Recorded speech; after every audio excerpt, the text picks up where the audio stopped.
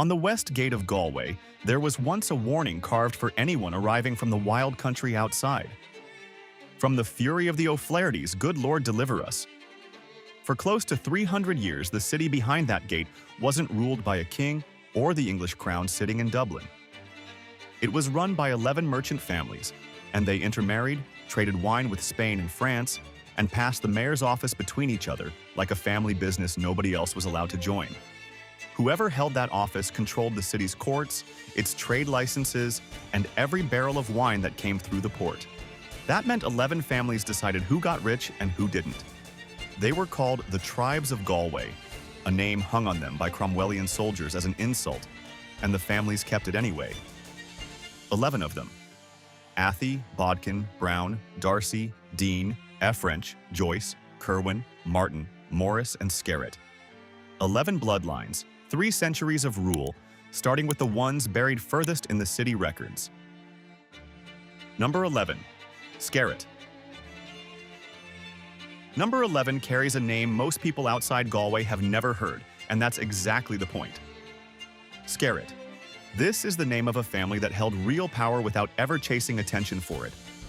The Skerrett family shows up again and again in Galway's civic records, sitting inside the same merchant network, marrying into the same closed circle, holding the same kind of quiet, permanent place inside the city's ruling class.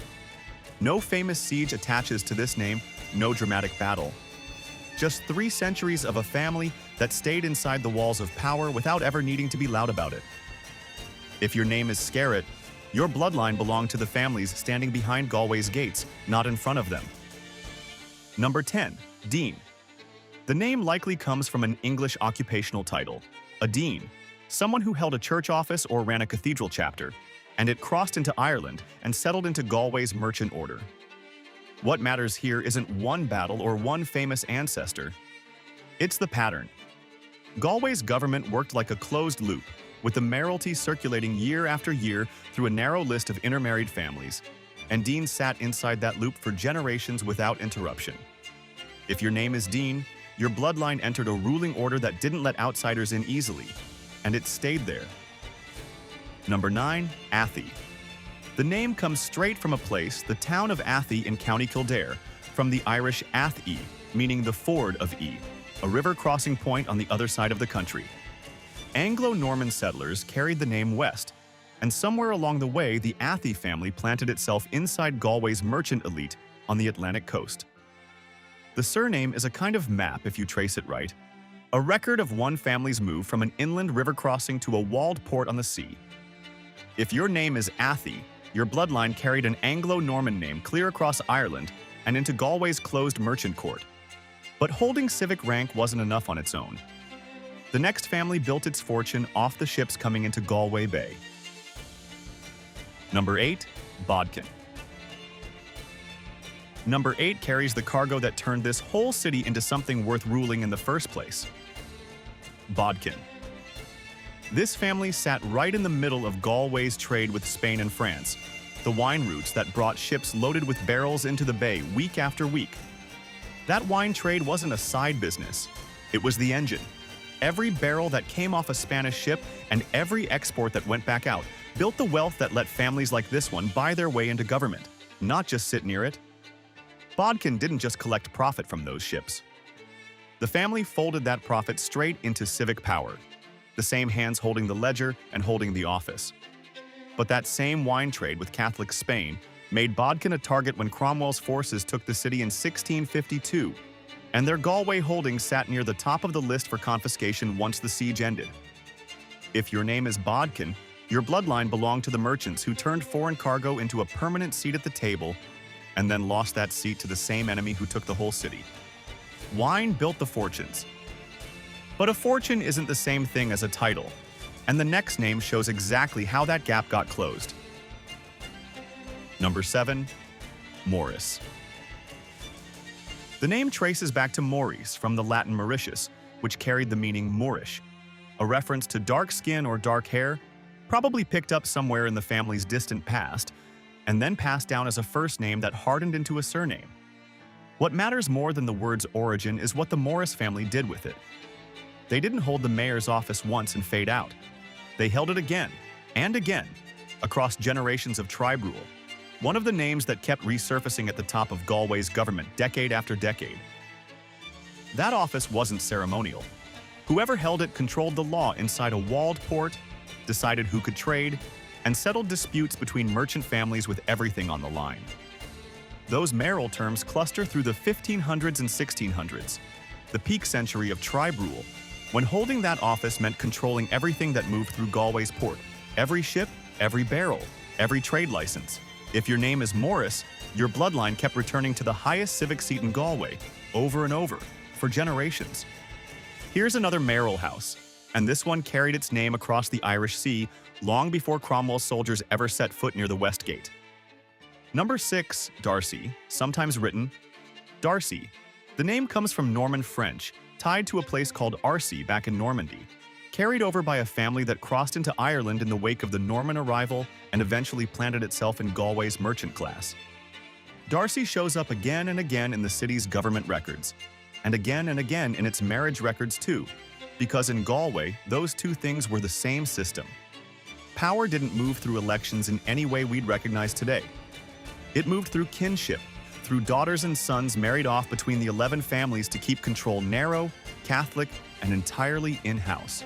If your name is Darcy, your bloodline carried a Norman name into a ruling class that stayed connected by blood as much as by business.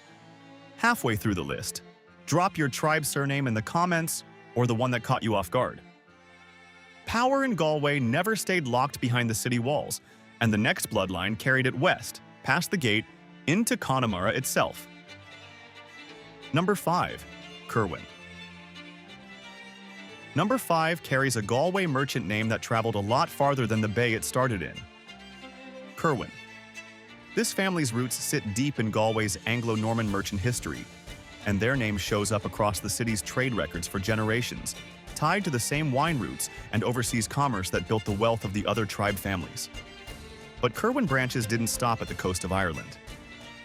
Over time, descendants carried the name into trade networks abroad, following the same instinct that built Galway in the first place: find the port, find the cargo, find the profit. If your name is Kirwan, your bloodline comes from a Galway merchant house whose reach went well past the harbor it started in. One family on this list didn't just chase trade routes, it reached inland, into land itself, west of the city walls. Number 4, Martin. The name comes from the Latin Martinus, tied back to Mars, the Roman god of war, a name that traveled through half of Christian Europe before it ever touched Ireland. The Martin family held a real place among the 11 tribes, and unlike some of the names we've already covered, branches of this family extended their holdings out into Connemara itself, turning merchant wealth into land ownership on a scale most tribe families never matched. You may have heard of Humanity Dick Martin, the Galway figure credited with early animal welfare law that later shaped what became the RSPCA. That connection sits inside this family's wider story, but tracing a direct, confirmed line from any one Martin household today back to that specific man takes real genealogical proof, not just a shared surname on a page. If your name is Martin, your bloodline belongs to a Galway house that reached from merchant rule inside the city walls into landholding out in Connemara. The next surname didn't just reach Connemara. It gave an entire stretch of that country its name. Number 3, Joyce. The name traces to a Norman Welsh personal name, Joss, carried into Ireland by a family that settled west of Galway and left a mark deep enough that the region still carries their name today, Joyce Country, Dúché Seoigheach. Tradition holds that a Norman Welsh knight married into the O'Flaherty lands sometime in the 13th century, and that marriage is where the family's foothold in Connemara begins. That name, O'Flaherty, should sound familiar. It's the same family carved into the warning on Galway's West Gate, the fury the city prayed to be delivered from. Joyce married straight into the bloodline the whole city feared. If your name is Joyce, your bloodline carries a name written across an entire part of Connemara, and a marriage tied to the very family Galway's own gate warned against. 2 names are left. One holds a clue buried in its spelling, a mark from medieval handwriting still sitting on modern paperwork today. Number 2, ffrench.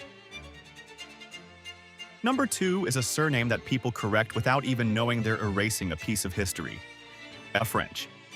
Written with a lowercase double f at the front. And no, that's not a typo sitting in old records waiting to be fixed. It's a medieval scribal convention, a way that clerks writing by hand used a doubled lowercase ef to stand in for a capital F, back before printing standardized how letters got written down.